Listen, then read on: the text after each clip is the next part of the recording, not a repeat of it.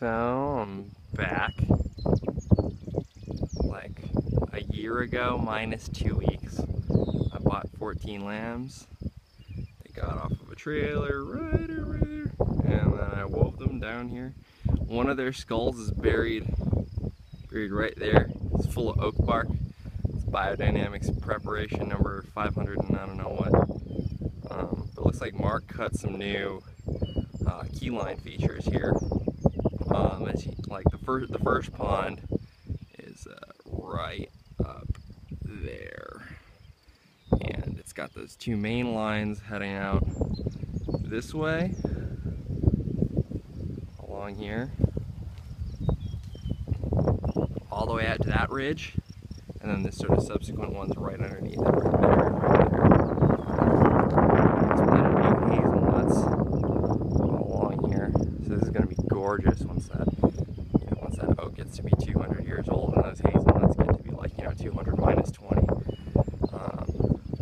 But anyways, so there's that second key point pond. That was there at the end of last season when I buried the sheep skull. Look at all the grass. I don't think the skull actually did it.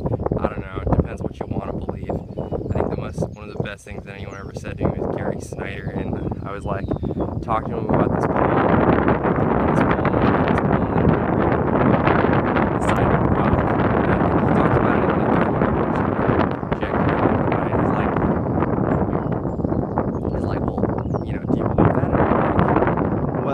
it's cool to think of a guy like, carving a poem into a bunch of stone that's only like, 2 sentences. And he's like, well, you should really ask yourself what kind of myths you choose to believe versus what myths.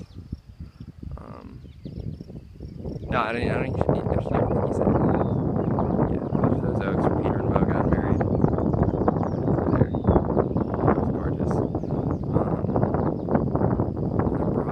Sheep over here to all this sumac right next to the lumber cart. All that sumac, see, it's just coming back.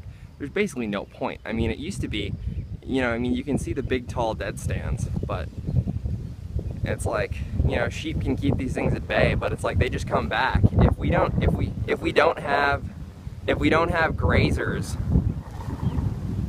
on the land, it just goes to the forest.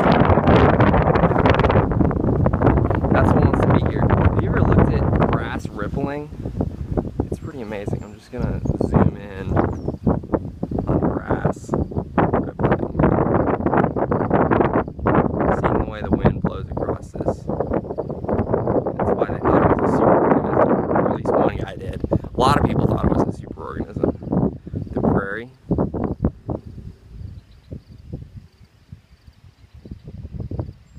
Because the way it flows together, the way it's connected underneath the soil, the way it acts as a whole, you can't subdivide it into, like, oh, well, there's a water cycle, there's a carbon cycle, there's like the energy cycle, and all these different things. They're all the same cycles, and I think Mark Shepard really gets that.